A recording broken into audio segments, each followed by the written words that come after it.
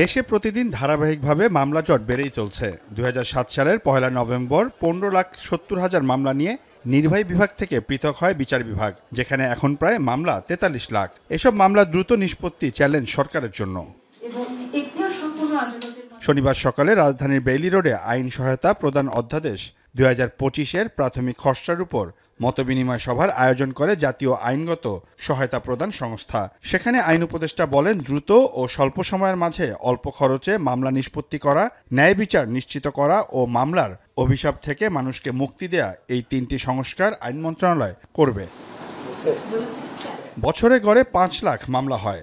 মাত্র ৩৫,০০০ মামলা legal aid মীমাংসা করতে পারে বলে জানান আইন উপদেষ্টা। বছরে কমপক্ষে ১ থেকে ২ লাখ মামলা নিষ্পত্তি করতে লিগ্যাল এইডের পরিধি বাড়ানোর উদ্যোগ নিচ্ছে সরকার।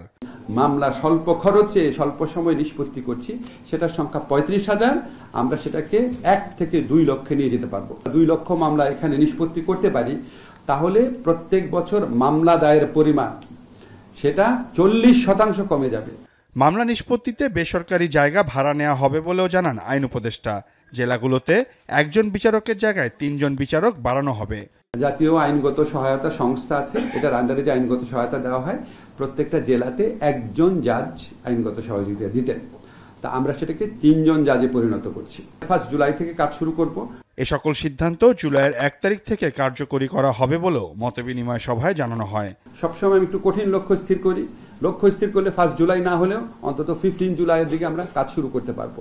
সিউল আহমেদ, এখন, ঢাকা।